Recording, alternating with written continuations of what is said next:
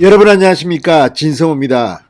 지금 홍준표 의원이 윤석열 후보를 향해 가하는 이런 내부 총질은 참으로 충격스럽습니다.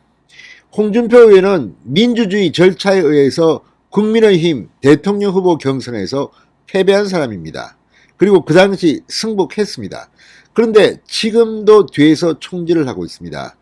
얼마 전 3월 9일 대선일까지는 입을 다물고 있겠다고 해놓고 또 자신에 대한 비판이 나오자 윤석열 후보에 대해서 마음이 검다느니 속이 검다느니 얼굴이 두껍다느니 아무튼 험담을 하고 난리가 났습니다. 반면 홍준표 때문에 주목받는 사람이 있습니다. 바로 김종인 전 총괄선대위원장입니다. 모양이 좋지 않게 선대위에서 배제된 인물입니다. 그렇지만 김종인 씨는 정치공학적으로는 기술자다. 아주 일은 잘합니다. 그럼에도 불구하고 한 달 동안 별로 일을 제대로 못해서 쫓겨난 것으로 저는 해석합니다. 그래도 김종인 씨가 눈에 띄는 것은 나간 뒤에도 윤석열 후보에게 험담을 하지 않습니다. 민주당에서 박용진 의원이 우리 쪽으로 올지도 모른다고 이야기했지만 웃기지만 하고 있습니다. 그걸 보면 적어도 자신의 명예를 소중하게 생각하는 사람으로 보입니다. 김종인 전 위원장은 홍준표처럼 뒤에서 뒷담화 치지 않습니다. 이 김건희 씨의 7시간 녹음 가운데 잔치집에 김종인이 왔다 이런 발언도 있었지만, 그럼에도 불구하고 김건희 씨가 좀 과했다고는 하지만 윤석열 후보를 직접적으로 공격하지 않습니다. 오히려 정말 윤석열의 선대위원장 같은 발언을 합니다. 이걸 보면 인품은 있는 것으로 보입니다. 그 김종인이 지금 TV조선과 인터뷰를 했습니다. 방금 전 TV조선이 김종인 전 위원장의 발언을 소개했는데, 이걸 보면 안철수 국민의당 후보와 홍준표 의원은 얼굴이 화끈거릴지도 모릅니다. 김종인 씨는 뭐라고 했을까요? 진성호의 직설 시작합니다. 방송에 앞서 아직 진성호 방송의 구독자가 아니신 분은 붉은색 구독 버튼 눌러주십시오. 더 좋은 방송으로 보답하겠습니다. 자, 방금 전 TV조선이 이 김종인 씨와 인터뷰한 내용을 소개했는데, 이걸 보면 윤석열은 대통령이 될 것 같습니다. 자, 방금 전 첫 번째 주제는 이런 것이었습니다. 안철수, 홍준표 없이도 될까? 윤석열 후보가 당선되는데 안철수와 홍준표가 꼭 필요할까? 이런 질문인데, 여기에 김종인 씨가 답했습니다. 자, 이 TV조선이 김종인 전 위원장과 방금 통화를 했답니다. 그랬더니 이렇게 말했습니다. 단일화 없이도 이길 수 있다는 자신을 가져야 한다.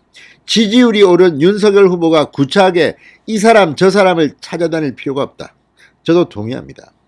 언제 그런 상황이 온다면 모르지만 지금 지지율이 올라가고 있고 정말 선거 캠페인이 잘 되고 있는데, 만약에 잡탕과 비슷하게 안철수와 단일화, 홍준표 의원 들어오세요, 국무총리 시켜드릴게요, 이거 절대 안 됩니다. 이렇게 되면 윤석열 후보가 대통령이 돼도 일하기가 힘듭니다. 뿐만 아니라 여기서 벌써부터 공동정부 장관 몇 명은 안철수가 하고 총리는 누가 하고 이러면 선거 집니다. 김종인이 전곡을 찌른 것 같습니다. 자, 이 김종인 전 위원장은 어제 이런 말을 했습니다. 단일화를 하든 안 하든 내가 당선될 수 있다는 그런 방향으로 선거를 끌고 가려고 노력을 해야 되는 거라고 봐요. 사실은 지나치게 무슨 원팀 이런 생각을 할 필요가 없어요, 후보가. 사실 지금 원팀 이야기할 때는 지났습니다. 홍준표는 이제 끝났습니다. 원팀, 홍준표가 지금 표가 있습니까, 솔직히? 이준석 표를 그냥 잠시 꼬여갔다가 꼬아준 표 또 돌려주는 것이고, 안철수도 지금 윤석열 후보를 꼬아갔다가 그 표, 꼬아준 표를 돌려줄 수밖에 없습니다. 이제 선거 시간이 다가오면 중간에 있던 사람들은 이제 안철수를 버리고 윤석열한테 오게 되어 있습니다. 왜? 그게 바로 인위적인 단일화가 아니라 유권자들의 단일화입니다. 안철수는 지금 자기가 한 것도 별로 없으면서 내가 미래를 말한다? 뭘 말하면 지금 정책이 뭐가 있습니까? 안철수는 정책이라고 발표했는지 모르지만 국민들은 안철수의 정책 잘 모릅니다. 윤석열 후보가 정말 정책은 많이 냈습니다.